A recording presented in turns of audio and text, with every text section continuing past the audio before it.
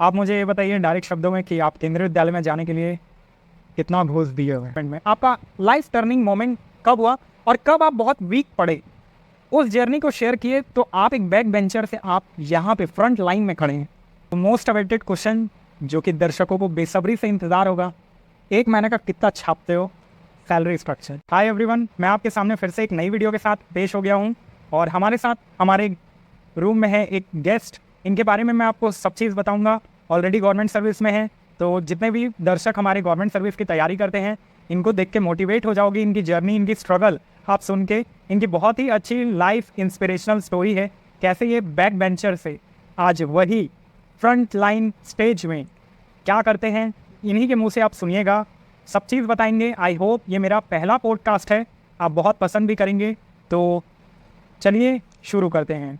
तो आप अपना इंट्रोडक्शन हमारे दर्शकों को दीजिए। जी नमस्कार दोस्तों, मेरा नाम संगलप दत्ता है। मैं वैसे तो छत्तीसगढ़ बिलासपुर से बिलोंग करता हूँ और यहाँ मेरे करीबन मेरे को 15 साल यहाँ पे मैं रहने में बहुत खुशनसीब हूँ कि मैं छत्तीसगढ़ का एक इंसान हूँ जहाँ पे हम जो भी चीज़ें करते हैं वो बहुत नॉर्मल तरीके से यहाँ से किया जाता है। और मेरी पढ़ाई भी छत्तीसगढ़ बिलासपुर से ही हुई थी दोस्तों। तो दोस्तों मैं अभी फ़िलहाल मैं eastern railway higher secondary school में हाई स्कूल में मैं अभी टीचर हूँ, एज ए कंप्यूटर टीचर। तो मैं यहाँ तक के अभी जो पहुँचा हूँ इसमें काफ़ी कुछ आप लोग से मैं इन्फॉर्मेशन शेयर करूँगा। और अभी इसके पहले भी मैं 2 साल केंद्रीय विद्यालय में मैं काम कर चुका हूँ। 1 साल मैंने रायपुर केंद्रीय विद्यालय में काम किया है, जो कि हमारी कैपिटल है छत्तीसगढ़ की। यहाँ से मैंने अपना जर्नी चालू किया था एज ए स्कूल टीचर का। उसके बाद मेरे को 1 साल के बाद फिर मैंने अभी 2 साल जो अभी काम किया है वो आसनसोल के लिए काम किया है। वहाँ पे मैंने फिर से केवी ज्वाइन किया था। केवी ज्वाइन करने के बाद मैंने दोनों साल कंप्यूटर इंस्ट्रक्टर पे काम किया था और मैं as a primary computer instructor दोनों जगह पे मैंने काम किया है। और उसके बाद आज मैं एज ए कंप्यूटर टीचर आप बोल सकते हैं कि मैं काम कर रहा हूँ यहाँ पे ईस्टर्न रेलवे हाई स्कूल में। तो आप अपना एक एकेडमिक बैकग्राउंड बता दीजिए, आप कहाँ से स्कूलिंग किए हैं, कहाँ से कॉलेज की पढ़ाई किए हैं, ताकि हमारे दर्शकों को एक काफ़ी अच्छा गाइडेंस मिल जाएगा, उनको एक इंस्पिरेशन मिलेगा। वैसे क्लास 1 से लेकर मैंने 10th तक के केंद्रीय विद्यालय में पढ़ाई किया था। फिर 11th-12th जब चालू हुआ जुलाई से, तो फिर मैंने अपने स्कूल को चेंज करके कॉमर्स के लिए मैंने पढ़ाई करने के लिए फिर बर्जेस इंग्लिश मीडियम स्कूल में मैंने पढ़ाई की 11th-12th में। फिर मैंने जो ग्रेजुएशन किया था वो doctor C V Raman university से किया। BCA मैंने कंप्लीट किया मैंने 2017 में। फिर 2020 में ही मतलब कोरोना के साल में ही मेरा MCA कंप्लीट हुआ था रविशंकर यूनिवर्सिटी से। मतलब 6 साल मेरे लग गए पूरे करियर में। मतलब 3 साल का मैंने BCA किया, फिर 3 साल का मैंने MCA किया हुआ था जी। तो अभी आप MCA हो गया है, आपका कोई रिसेंट आप किसी में एडमिशन लिए हो कि नहीं? MCA करने के बाद मैंने अभी कोई ऐसा कुछ एडमिशन्स तो नहीं लिया है, लेकिन हाँ मैंने एक B.Ed अभी जो हमारा जो टीचिंग प्रोफेशन में सबसे ज़्यादा जो प्रमुख डिग्री है वो है B.Ed की। तो मैं अभी उसको इसी साल मैं अभी B.Ed करने का एडमिशन अभी लेने वाला हूँ। और उससे पहले मेरी अभी फ़िलहाल तो प्रिपरेशंस चल रही थी नेट के लिए। तो आप कह रहे हो कि आप 10th के बाद केंद्रीय विद्यालय को स्विच करके आप बर्जेस इंग्लिश मीडियम गए। मैं ये कह रहा हूँ कि केंद्रीय विद्यालय के टीचर इतने सक्षम नहीं है, या आप इतने सक्षम नहीं थे, इतने सार्थक नहीं थे कि आप वहाँ परसू कर सके, क्योंकि केंद्रीय विद्यालय तो काफ़ी अच्छा नाम है। तो इसका मैं रीज़न और कारण एक संक्षेप में जानना चाहूँगा। देखो, केंद्रीय विद्यालय में पहली बात ना हमको लगता है कि उसमें बहुत तो नहीं, मतलब कंपटीशन है। ऐसा नहीं है कि कंपटीशन नहीं है। केंद्रीय विद्यालय में सबसे पहले जब आपका 10th का जब परसेंटेज उस टाइम पे निकला था, हमारा CGPA जो निकला था हमारा, उस दौरान पे मुझे लगता है कि हम थोड़े से उतने ब्रिलियंट स्टूडेंट तो थे नहीं। और देखा जाए तो मैं बैक बेंचर्स ज़्यादा बिलोंग करता हूँ। अगर आप मेरे दोस्तों लोगों से भी पूछोगे ना तो उन लोग बोलेंगे नहीं ये ठीक ठाक पढ़ लेता है। तो ऐसा है था मेरा। तो मुझे लगता है कि टीचर्स वहाँ के बहुत अच्छे हैं। आपके जो टीचर्स हैं वो वहाँ के बहुत अच्छे हैं। और देखा जाए तो थोड़ा अपडेट करने का भी ज़रूरत है, लेकिन संस्थान ने जितना भी मुझे दिया है कि उन्होंने एक बेटर मेरे को करियर एक पाथ दिखाया है। और मेरे बचपन से भी ऐसा होते आया है कि मैं ही सक्षम होने में लगा हुआ था। ऐसा तो नहीं बोलूँगा, क्योंकि वो ऑलरेडी वेल डिजर्व टीचर्स लोग ही वहाँ पे पढ़ाते हैं। और ऐसा मैं अपने आप को ही बोल सकता हूँ कि मैंने उस दौरान पे उतने स्ट्रांगली डिसीजन मतलब ऐसा सोचा नहीं था। फिर धीरे धीरे करके जैसे मेरा करियर आगे बढ़ा, वहाँ से जैसे मैंने पास आउट किया, तो धीरे धीरे मैंने समझा कि चीज़ों को नहीं कि इस मतलब पीढ़ी से मुझे निकलने के लिए मुझे खुद को सबसे ज़्यादा बेटर करना पड़ेगा। तो आप मुझे अब ये बताओ कि आप कहाँ पोस्टेड हो और आपकी जर्नी कैसे रही पोस्टिंग में, आपने क्या क्या एक्सपीरियंस किए? अभी फ़िलहाल मैं एज ए एडहॉक टीचर मैं अभी काम कर रहा हूँ eastern railway higher secondary school पे। मैंने इसी साल ज्वाइन किया है। और इसके पहले मैंने काम किया था, जैसे कि मैंने आपको बताया कि मैंने रायपुर केंद्रीय विद्यालय में मैंने काम किया हुआ था। तो इससे भी पहले क्या हुआ था कि मैंने पहले कॉलेज में काम किया था। 8 महीना मैंने कॉलेज पे भी पढ़ाया हुआ है, जिसका नाम है RIT, मतलब रायपुर इंस्टीट्यूट ऑफ टेक्नोलॉजी। तो वहाँ से मेरा टीचिंग जर्नी एक्चुअल में चालू हुई थी, जो कि मैंने सन 2021 में मैंने वहाँ पे ज्वाइन किया था, अक्टूबर के महीने में।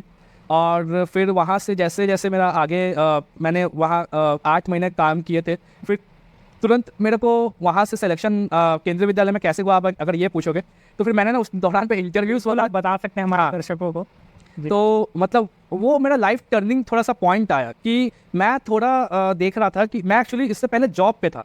मैं एक IT कंपनी में, मैंने बैंगलोर की एक IT कंपनी को ज्वाइन किया हुआ था, जहाँ पे मैं एज ए सॉफ्टवेयर इंजीनियर, आप बोल सकते हो कि सॉफ्टवेयर इंजीनियर रोल पे मैं तो वहाँ पे काम कर रहा था। एज ए ट्रेनिंग पे चले गया था मैं। वहाँ की सैलरी ना मेरे को 15,000 रुपये की ही थी मेरी सैलरी वहाँ पे। बैंगलोर की एक एक्सेलॉजिक कंसल्टेंसी करके एक सर्विसेज कंपनी है, सर्विस ओरिएंटेड कंपनी है ये। तो मैंने वहाँ पे एज ए PHP डेवलपर अपना जॉब ज्वाइन किया हुआ था। तो उससे भी पहले मैं मोटा यहाँ पे अपने छत्तीसगढ़ के कुछ छोटे मोटे इंस्टीट्यूट्स मतलब सॉफ्टवेयर कंपनीज में मैं काम कर रहा था। उससे पहले मैं बिलासपुर में भी मैं काम कर चुका हूँ। यहाँ पे एक अच्छा रेसिडेंस सॉफ्टवेयर करके कंपनी है, तो वहाँ पे मैंने काम किया था। वहाँ पे भी मैं एज ए इंटर्न काम किया। फिर इंटर्न्स पे ही मैंने 5-6 महीना वहीं पे था। फिर 6 महीना किसी दूसरे कंपनी में मैंने काम किया। फिर ऐसे करते करते मुझे 1 ही साल मुझे हो गए थे, जो कि मैंने कंपनी ज्वाइन किया। और वहाँ से मुझे लगता है कि मुझे थोड़ा और बेटर करने का आवश्यकता था। तो मैंने मतलब ऐसा सोचने का विचार नहीं था कि मैं IT को छोड़ के टीचिंग पे आऊँगा, लेकिन IT कंपनी में मुझे लग रहा था कि थोड़ा कुछ और ट्राई करके देखते हैं करके, ये दिमाग में आ रहा था कि मैं कुछ अलग ट्राई करके क्यों नहीं देखता। और ऊपर से क्या था कि मेरे फाइनेंशियली देखा जाए तो मैं बाहर जाने के लिए भी तैयार उस टाइम पे नहीं हो पा रहा था, इसलिए मैं वर्क फ्रॉम होम काम कर रहा था। अब इन दौरान में क्या होता है कि पापा और मम्मी मेरे जो घर पे थे, वो जो सपोर्टिव मुझे इतने ज़्यादा किए थे, तो वो चाह रहे थे कि बेटा मतलब छत्तीसगढ़ के बाहर ना जाए, ताकि उनको भी पेन ना हो। तो इन दौरान मैंने क्या किया कि अपना जॉब को स्किप किया और अपने टीचिंग फील्ड पे ही मैंने अपना पूरा तैयारी करने का सोचा इन दौरान पे। बिल्कुल। तो आप मुझे ये बताइए डायरेक्ट शब्दों में कि आप केंद्रीय विद्यालय में जाने के लिए कितना घूस दिए हुए हैं? नहीं, अब केंद्रीय विद्यालय का जब भी आपका मतलब कोई भी इंटरव्यूज़ क्यों ना हो, केंद्रीय विद्यालय संगठन एक ऐसा संगठन है जहाँ पे आपके रिश्वत वगैरह ये सब देने का तो बात आप भूल ही जाओ। वहाँ पे मैं वैसे भी देखो एक एडहॉक टीचर था वहाँ पे, और उन दौरान पे मतलब कोरोना के टाइम पे वहाँ पे इतने सारे लोग एज एडहॉक के लिए वहाँ की मतलब वहाँ के लिए इंटरव्यू देने आए थे। तो उसको देख के तो मैं होश उड़ गए थे मेरे, कि मैंने सोचा भी नहीं था कि मैं केंद्रीय विद्यालय में मैं डिज़र्व भी कर पाऊँगा करके। अब बोलते हैं ना, कुछ फेवर भगवान के भी हाथ पे होता है और कुछ अच्छे लोग भी मिलते हैं, तो वो अगर सोचते हैं तो आपके डायरेक्शन चालू फिर से हो जाती है। तो मेरे को बचपन से ऐसा एम था कि एक तो मैं उतना ज़्यादा पढ़ता लिखता नहीं था, मैं बता दे रहा हूँ, ठीक है। मैं जस्ट पासिंग ओरिएंटेड स्टूडेंट हुआ करता था। पासिंग ओरिएंटेड स्टूडेंट के बाद मेरे को करियर को समझने में मेरे को कम से कम BCA के बाद ही मैंने करियर को समझा। और उसके बाद फिर मैंने सीधा अपना जो करियर है, मैंने जैसे कि मैंने बताया कि मैंने 1 साल का IT के लिए भी काम किया। उसके बाद फिर मैंने यहाँ पे मैंने आने का सोचा कि मैं एज ए टीचर मैं काम करना चाहता हूँ। तो बहुत सारे मेरे फ्रेंड्स हैं, वो बोले कि आप प्रोफेशन मत चेंज करो, आप सीधा यहीं पे काम करो। तो फिर जब मेरा केंद्रीय विद्यालय में हुआ, वहाँ से मतलब RIT से मैं काम करते करते मैंने इंटरव्यू दिया था केंद्रीय विद्यालय के लिए। तो वो मेरे को चौथा स्थान मेरा प्राप्त हुआ था उन दौरान पे। तो वहाँ पे 140 जन आए थे आपका इंटरव्यू देने के लिए कंप्यूटर साइंस पे।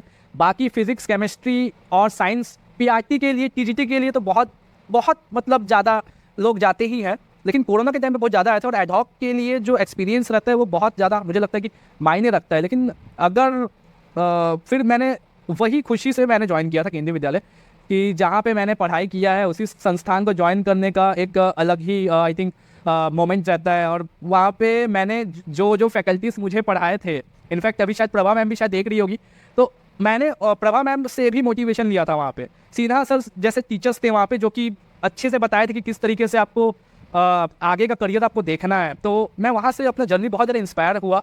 फिर जितने भी सीनियर टीचर्स थे वो बहुत इंस्पायर करते थे, कुछ ना कुछ वहाँ पे बताते ही रहते थे कि आपको इस तरीके से आपको काम करना चाहिए, जिससे आपको लगता है कि आप अपने आगे का करियर देख पाएँ।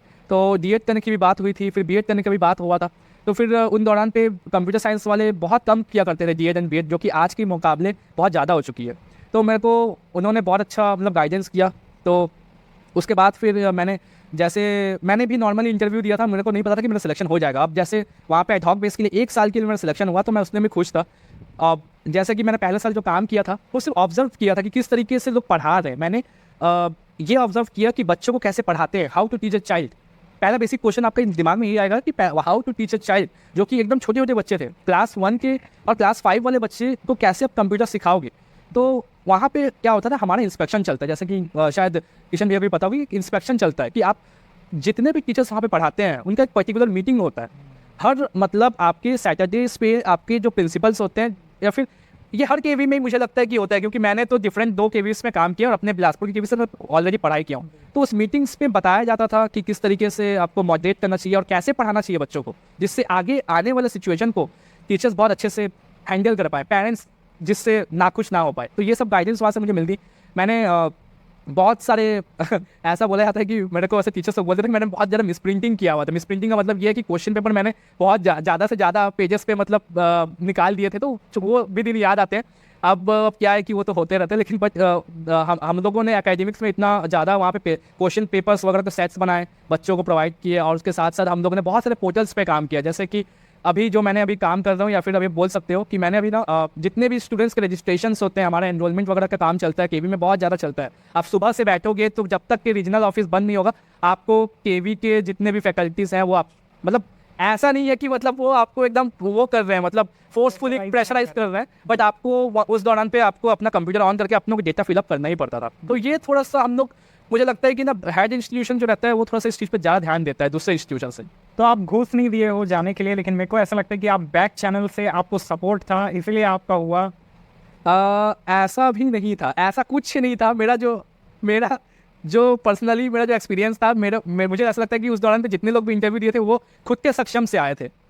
अब मेरा छोटा सा ही सक्षम था कि मैंने 8 महीना जो मैंने अपने कॉलेज में पढ़ाया था वो वही चीज़ था। मैं प्राइवेट कॉलेज से मतलब यहाँ पे आ रहा हूँ। आप लोगों को मैं क्लियर कर दूँ, केंद्रीय विद्यालय में बहुत जन सोचते हैं कि मैं एडहॉक की वैकेंसी पे मैं किस तरीके से मैं ज्वाइन करूँ। तो आपको सिंपल सा ये काम करना रहता है कि आपका जो इंटरव्यू होता है एडहॉक बेस के लिए, वो आपका चालू होता है फरवरी से मार्च के बीच में। विभिन्न जितने भी ऑल इंडिया पे केवीज होते हैं, केंद्रीय विद्यालय संगठन होती है, वहाँ पे ये भर्तियाँ निकाली जाती हैं पोस्ट के अकॉर्डिंग, जहाँ पे सच में रिक्वायरमेंट रहता है केवीज के टीचर्स को, और वो एज ए कॉन्ट्रैक्ट बेसिस पे ही टीचर्स को हायर करते हैं, जिससे उनके जो संगठन पे, उनके जो स्कूल पे वो असर इतना ज़्यादा ना पड़े, जिससे भी टीचर्स जो है, जो परमानेंट टीचर्स है, वो ज़्यादा प्रेशर फील कर पाए। तो इसी तरीके से हम लोग वहाँ पे ज्वाइन हुए थे काम के आधारित पे भी, और साथ में बच्चों को पढ़ाना भी था। क्योंकि कंप्यूटर टीचर को आपने देखा होगा कि कंप्यूटर टीचर पढ़ाता भी है, साथ में ऑफिशियल काम भी ज़्यादा करता है, और उनके ड्यूटीज़ जो रहते हैं एज ए इंस्ट्रक्टर बोल दीजिए या फिर एज ए टीचर बोल दीजिए, वो दूसरे टीचर से थोड़ा ज़्यादा ही रहता है। इसलिए मुझे लगता है कि उनको थोड़ा वहाँ पे देखा जाए तो थोड़ा रेस्पेक्ट भी ज़्यादा मिलता है। लेकिन कुछ जगह पे मेरे को लगता है कि छूट भी देना चाहिए वो, क्योंकि वो भी एटलीस्ट एक इंसान है टाइमिंग के मामले में, क्योंकि शाम तक के हमको बैठे रहना पड़ता है, ये थोड़ा सा दिक्कत है। बाकी ऐसा है कि आप काम तो आपको करना ही है, हैंड ऑफ पीरियड। तो आपका जो केंद्रीय विद्यालय में वर्क एक्सपीरियंस है और बाकी स्कूल्स में जो वर्क हम लोग करते हैं, तो उनमें दोनों में क्या डिफरेंस है, एक बार आप बताइए, और फिर सैलरी स्ट्रक्चर में भी आते हैं। मुझे लगता है कि इस बारे में ना प्राइवेट स्कूल बहुत आगे हैं, क्योंकि देखो प्राइवेट स्कूल्स पे पहली बात तो उनके जो एकेडमिक्स रहते हैं वो बहुत ज़्यादा पढ़ाई पे ध्यान होती है।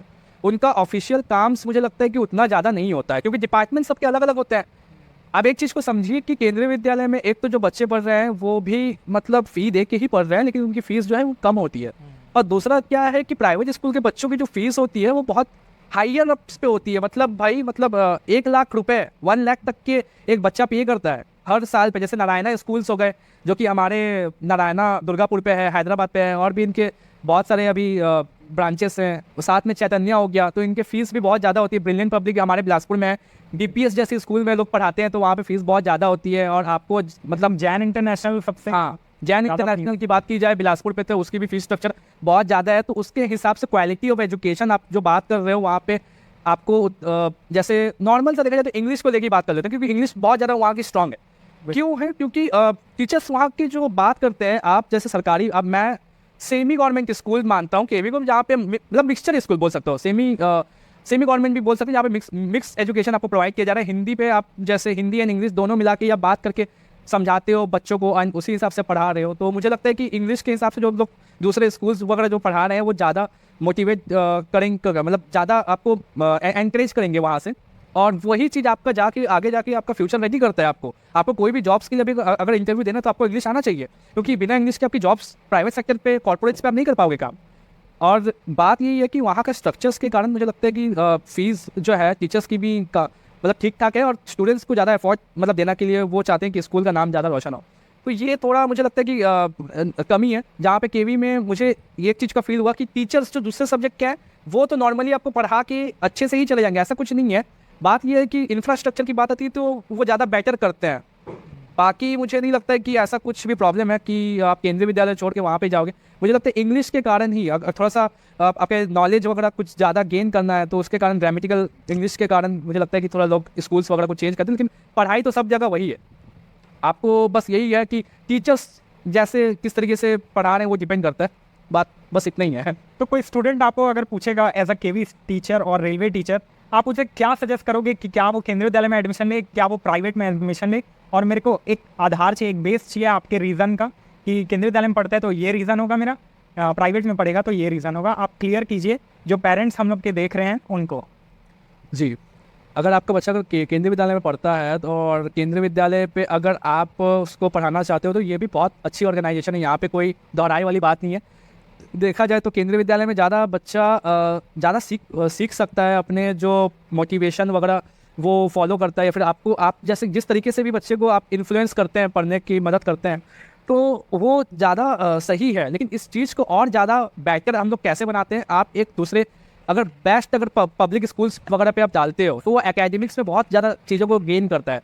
जैसे अगर पर्टिकुलरली किसी को डांस या फिर कुछ और जैसे इंस्ट्रूमेंट्स वगैरह को सीखना है तो अभी उस चीज़ को प्राइवेट स्कूल्स वगैरह पे ज़्यादा ध्यान देते हैं। जैसे आपका हो गया सिंगिंग वगैरह जो प्रैक्टिस चलती है, या फिर देखा जाए तो आपको जो क्या बोलते हैं इंग्लिश वगैरह, हाँ, जो एक्टिविटीज़ होती है वो उनके में ज़्यादा होती है। जैसे practical knowledge I think private schools में थोड़ी ज़्यादा, क्योंकि अफोर्ड कर सकते हैं तो उन लोग क्वालिटी वगैरह में जो अफोर्ड कर सकते हैं तो वो उस चीज़ में ज़्यादा है। लेकिन केंद्रीय विद्यालय में आपको सब चीज़ मिक्स करके ही मिलेगा, ऐसा कुछ नहीं है कि आपको कुछ ज़्यादा ही सीखने को मिल जाएगा।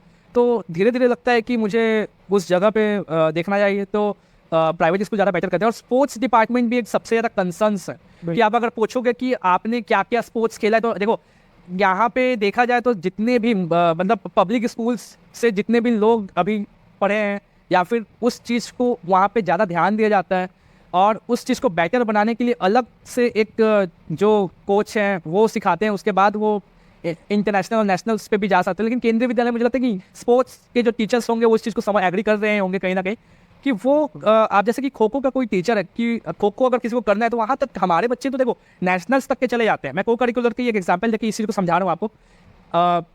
हमारे वहाँ पे एक अनुज सर हुआ करते थे आसनसोल केवी में, उनका ये मानना था कि बच्चे इतने अच्छे से स्पोर्ट्स एक्टिविटीज़ में पार्टिसिपेट करते हैं, पार्टिसिपेट करने के बाद जो चीज़ होती है कि वो बच्चा आपका स्टेट लेवल नहीं खेल रहा है, वो बच्चा आपका डिस्ट्रिक्ट लेवल नहीं खेल रहा है, वहाँ से आपके जितने भी हाउस होते हैं, जैसे हमारे स्कूल्स पे केंद्रीय विद्यालय के पूरे इंडिया में अशोका, रमन और साथ में शिवाजी, टैगोर, ये 4 हाउसेस पे कैटेगराइज किया जाता है बच्चों को। ये बचपन से होता है, ये आपका क्लास 3-4 से ही चालू हो जाता है कि मतलब 1 के बाद से, मतलब 3-4 पे जब आते हैं आई थिंक, तो तब से ये उनको कैटेगरीज पे बात दिया जाता है कि ये पर्टिकुलर हाउस का बच्चा है, यहाँ से ये पार्टिसिपेट किया था, यहाँ से ग्रुप कैप्टन। तो वहाँ से जो जर्नी चालू होती है, वहाँ से कोई बच्चा स्काउट एंड गाइड के लिए जाता है, ये शायद उनको भी पता होगा, और उसके बाद फिर धीरे से वो स्पोर्ट्स एकेडमी में पार्टिसिपेट करता है। वहाँ से पार्टिसिपेट करने के बाद लैग कहाँ पे होती है कि आपने 10th में भी आपने खो खो कबड्डी खेला, या फिर आपने क्या बोलते हैं रिले रेस वगैरह पे पार्टिसिपेट किया, तो फुटबॉल वगैरह में पार्टिसिपेट किया, आपने अवार्ड्स मतलब लेके आए, आप नेशनल पे भी गए, वहाँ से भी लेके आए। लेकिन नेशनल के बाद जब आप एक रहता है ना कि मेरा मतलब ओलंपिक्स पे जाना है, या फिर थोड़े डिस्ट्रिक्ट लेवल के जो बच्चे आते हैं वो जब नेशनल जाते हैं तो वो वहाँ से अपॉर्चुनिटी लेके आगे गैदर करते हैं। लेकिन नेशनल्स के बाद ना अपॉर्चुनिटी बहुत कम मिलती है यहाँ पे, तो वो एक मेजर कंसर्न रह गया कि आगे जो स्पोर्ट्स विभाग है उनको ये चीज़ को देखना पड़ेगा कि आगे हमारे केंद्रीय विद्यालय के बच्चे क्यों नहीं आगे अब जा पा रहे हैं। तो मैं दर्शकों को समराइज़ कर दूं कि इनका मानना है कि अगर आप अफोर्ड कर सकते हो तो प्राइवेट स्कूल में आप अपने बच्चों को डालिए जी, और अगर आपकी फाइनेंशियल कंडीशन थोड़ी भी वीक है तो आप केंद्रीय विद्यालय एज अ बेटर ऑप्शन, क्योंकि बाकी सारे सेंट्रल गवर्नमेंट के स्कूल उतने अच्छे नहीं है जितना केंद्रीय विद्यालय हमको अपॉर्चुनिटीज़ देता है जी। तो सबसे अच्छा हो गया प्राइवेट अगर आप अफोर्ड करते हैं, और अगर नहीं कर पाते हैं तो केंद्रीय विद्यालय इज़ द बेस्ट ऑप्शन। और केंद्रीय विद्यालय सेमी गवर्नमेंट नहीं है, फुल गवर्नमेंट है, और वो मिनिस्ट्री ऑफ रेलवे से फंडिंग होती है उस जी। तो इसलिए वो प्योर गवर्नमेंट में आता है हाँ। और वो CBSE करिकुलर से अटैच है, एफिलेटेड है, तो आप बिल्कुल भी अपने बच्चों को डाल सकते हैं। मैं अगला क्वेश्चन इनसे करूँगा कि आपका इंस्पिरेशन कौन है, मेरे इंस्पिरेशन ताकि आपको पता चलेगा कि आप टीचर ही बनने के लिए आप कहीं कोडिंग वाले में, कहीं हैकर बनने, एथिकल हैकर भी बहुत अच्छे सैलरीज देता है, सॉफ्टवेयर डेवलपमेंट वो भी काफ़ी अच्छा सैलरीज देता है, software developer, app developer, designer, ये चीज़ें काफ़ी फैसिनेटिंग है और जॉब के लिए काफ़ी अट्रैक्टिव है। तो आपने टीचिंग ही फील्ड क्यों चुना? हाँ, ये क्वेश्चन सबसे ज़्यादा नहीं मतलब ऐसे देखा जाए तो मुझे लगता है कि टीचिंग पे हम बच्चों को पहले बात तो खुश कर सकते हैं।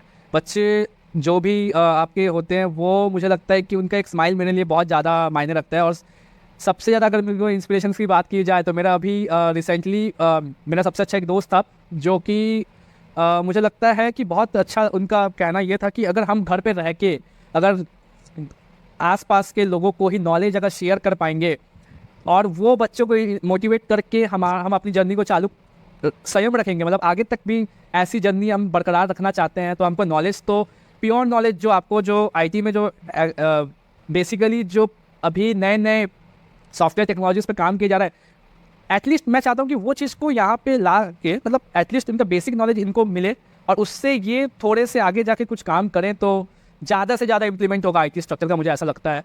तो अब इस दौरान पे मेरे को सबसे ज़्यादा इंस्पायर किया था मेरे एक जन दोस्त ने, जो जिसका नाम शेखर कुमार है। वो मेरे साथ ही यहाँ रायपुर से ही पढ़ा हुआ था, मेरे बैचमेट्स है।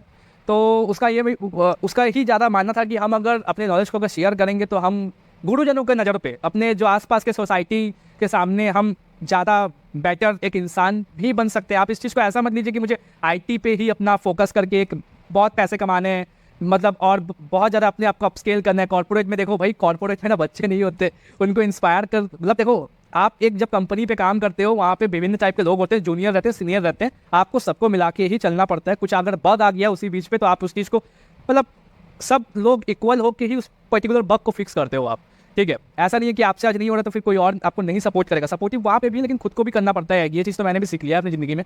और मुझे लगता है कि ऐसे ये वर्ल्ड पे भी अगर आपको जीना चाहते हो तो वेल एंड गुड, लेकिन अगर मुझे मेरा जो अपना खुद का जो मोटिवेशन है, मेरे को जो सही लगता है कि मुझे अपने प्रोफेशन पे मेरे को टीचिंग ज़्यादा रॉ और नेचुरल प्रोसेस लगता है, जिससे मैं आज बहुत ज़्यादा खुश हूँ। मैं अपना नॉलेज जो भी मैंने जो सीखा है वो चीज़ को अगर मैं किसी एक बच्चे को शेयर कर रहा हूँ, अगर वो बच्चा अगर जान रहा है कि हाँ सर ऐसे ऐसे पढ़े हैं और ऐसा चीज़ को बनाना है मुझे, तो मुझे लगता है कि वहाँ से एक नई करियर की शुरुआत हो सकती है। तो मैं हमेशा जब मुझसे भी पूछा गया कि एक लाइन है जो मैं आपको दर्शकों को भी बता रहा हूँ, आपको भी बता रहा हूँ, teaching is not a profession, teaching is an emotion जो हम जीते हैं। और मैं समराइज़ करता हूँ, इन्होंने अपनी बात जो कही अभी 3 मिनट में, उसको मैं छोटे से मैं समराइज़ करूँगा। इनका कहना ये था कि चूँकि पूरे इंडिया में छत्तीसगढ़ आईटी सेक्टर या फिर वेब डेवलपमेंट में थोड़ा सा वो काफ़ी डाउनवर्ड्स है बाकी स्टेट्स के कंपेयर में, चाहे वो आप महाराष्ट्र ले लो, चाहे वो कर्नाटक, चाहे आंध्र प्रदेश। तो इनका कहना है जो ये प्रॉब्लम फेस किए हैं एक बेस लेवल में, वो इनका स्टूडेंट वो प्रॉब्लम फेस ना करे, वो डायरेक्टली उन सुविधाओं का इनके ज़रिए, इनके माध्यम से, इनके जैसे जितने टीचर्स हैं जो अपना 100% कंट्रीब्यूशन उन स्टूडेंट्स को आईटी सेक्टर में भेजने के लिए दे रहे हैं, इनको वो चीज़ की कमी थी, उन स्टूडेंट्स को वो चीज़ की कमी ना पड़े। ये काफ़ी अच्छा स्टेप उठाए हैं। मैं आशा करता हूँ कि ये आगे भी काफ़ी अच्छे काम करेंगे। तो मैं इनका लाइफ टर्निंग पॉइंट पूछ लेता हूँ इस सेगमेंट में। आपका लाइफ टर्निंग मोमेंट कब हुआ और कब आप बहुत वीक पड़े, उस जर्नी को शेयर किए तो आप एक बैक बेंचर से आप यहाँ पे फ्रंट लाइन में खड़े हैं। इस चीज़ के लिए अब मैं आपको बोलना चाहूँगा कि देखो सबसे पहले हम जब कुछ भी चीज़ को पढ़ाई करते हैं, आपका इंटरेस्ट आप फॉलो कीजिए। अगर जिस चीज़ में आपको लगाव होगा वही चीज़ आगे जाके आप करोगे। सीधी सिंपल सी एक बात है कि मुझे लगाव जो था वो 12वीं के बाद हुआ। 12वीं से पहले तक के ऐसा कुछ मुझे नहीं लगता कि ऐसा कुछ हम सोचते भी हैं कि अब अपना करियर ज़्यादा ही एस्टेब्लिश कर लेंगे कि हाँ मतलब एक पाथ आपका खुलता है। इट्स लाइक कि जब आप क्लास 1 से 10th तक के आते हो तब तक आपके दिमाग में लगता है कि मैं डॉक्टर बन जाऊँगा, मैं इंजीनियर बन जाऊँगा, मैं एक वेब डिज़ाइनर बन जाऊँगा। अभी नए बच्चे अभी जो सोच रहे हैं तो ऐसा है कि मैं एक हैकर बन जाऊँगा, मैं एक गेम डेवलपर बन जाऊँगा। क्योंकि गेम डेवलपमेंट के बारे में भाई यहाँ पे कोई आपको बताने नहीं वाला है, बहुत अच्छी फील्ड है। लोग बोलते हैं कि लोग गेम खेलता है बच्चा तो फिर वो क्या ही आगे जाके करेगा, लेकिन नहीं, इसके पीछे भी बहुत अच्छे अच्छे डेवलपर्स हैं जो कि इतने अच्छे अच्छे गेम्स को बनाते हैं। मेरा रियन खुद का भाई है, वो यही कोरबा में रहता है, मैंने उसके साथ भी काम किया हुआ था। वो मोस्ट सीनियर डेवलपर है आज की डेट पे, जो कि बच्चा, वो लड़का 12वीं फेल था, नितेश देवनाथ उसका नाम है। और मैं उससे बहुत कुछ सीखा हूँ। मैं वहाँ से मतलब उनसे बहुत कुछ जान पाया हूँ। देखो, कंप्यूटर बेस पे ना आपको अगर आना है तो कोई नॉलेज की ज़रूरत नहीं पड़ती है। मेरे को लगता है कि आपको बस अगर आपका कोडिंग पे इंटरेस्ट है, अगर आप कोड कर सकते हो, अगर आप नॉलेज ले सकते हो, नॉलेज आपको मिल जाएगा। नॉलेज आपको इंटरनेट वगैरह से, फिर अपने जो आसपास के जो सोसाइटी में अगर कोई भैया अगर कोई सॉफ्टवेयर कंपनी में काम करते तो वो नॉलेज मिल जाएगा। लेकिन मुझे लगता है कि क्या आपको इंटरेस्ट है ये आप आपसे पूछिएगा, उसके बाद कोई भी फील्ड को चूज़ कीजिएगा। ये नहीं कि आपको क्रिकेट में इंटरेस्ट है तो फिर आप जा रहे हो आप इंजीनियरिंग की पढ़ाई करना, तो ये ऐसा होना नहीं चाहिए। जितना आपको इंटरेस्ट होना चाहिए वो फील्ड को आप चूज़ कीजिए। जैसे मेरे को ना इंटरेस्ट कंप्यूटर पे था, ठीक है, उन दौरान पे मैंने ये नहीं सोचा था कि मुझे बीकॉम कर लेना चाहिए था। अगर मैं बीकॉम करता तो आज शायद कुछ ही और होता, मैं लाला बन जाता शायद कुछ, या फिर एमबीए करके कोई एक कंपनी में काम कर रहा होता। लेकिन आज की डेट पे मैं एज ए टीचर काम कर रहा हूँ, तो मुझे लगता है कि मैं बहुत ज़्यादा उस प्रोफेशन को लेकर खुश हूँ। और जो भी चीज़ें आगे अभी होने वाली है उस चीज़ को मैं टैकल करने के लिए बिल्कुल इंतजार करते रहूँगा। तो आपका जर्नी में लाइफ इंस्पिरेशन आप किससे मानते हैं? जैसे कोई विवेकानंद जी को मानते हैं, कोई अब्दुल कलाम जी को मानते हैं, और उसका रीज़न भी आप बताइए। मेरे लिए सबसे ज़्यादा इंपॉर्टेंट मेरे मम्मी पापा ही हैं, क्योंकि मम्मी एंड पापा ज़्यादा इंस्पिरेशन है। साथ में मेरी दादी भी है, चाचू भी हैं, क्योंकि मेरा बैकग्राउंड जो रहता है वो पूरे गवर्नमेंट एम्प्लॉय का ही बैकग्राउंड है। क्योंकि और वो भी चाहते थे कि मैं गवर्नमेंट कोई स्कूल में पढ़ाऊँ, क्योंकि अभी भी बोलते हैं कि उनको प्राइवेट स्कूल वगैरह पे नहीं पढ़ाना है। मतलब सैलरी आप वैसा नहीं देखते हैं। वो उनका सोच है कि अगर मैं यहाँ पे काम करते रहूँगा तो एक ओल्ड जो सोच आ जाती है कि अगर यहाँ से बच्चा अगर काम करेगा तो कहीं ना कहीं कुछ तो काम लगेगा। और बात बताई जाए तो देखो, अभी अगर केंद्रीय विद्यालय के अगर टीचर पे भी काम करते हो, ये अभी काम नहीं आता। ये जब आप रिटर्न एग्जाम क्लियर करते हो तो तब जाके आपको ये बहुत ज़्यादा काम करता है।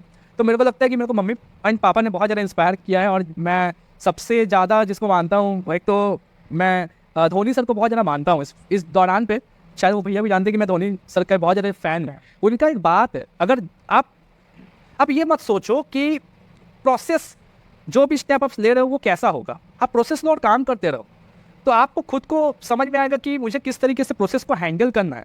तो ये मुझे लगता है कि एक लाइफ टर्निंग पॉइंट हो सकता है। और दूसरा जो मेरे पापा ने भी बताया कि आप जो भी चीज़ें अपने मन से कीजिए, लेकिन उस चीज़ में आपको ज़्यादा घुस के और नॉलेज प्राप्त करके ही चीज़ें मिल सकती हैं। तो मुझे लगता है कि पापा ने बहुत ज़्यादा मुझे गाइडेंस किया है इस मामले में। तो मोस्ट अवेटेड क्वेश्चन जो कि दर्शकों को बेसब्री से इंतज़ार होगा, 1 महीने का कितना छापते हो सैलरी स्ट्रक्चर? सैलरी स्ट्रक्चर अगर देखो, अगर टीचर का अगर सैलरी स्ट्रक्चर देखा जाए ना, ये 25,000 से चालू हो जाता है कंप्यूटर टीचर वालों के लिए। ये 25 से 75 तक के जाता है।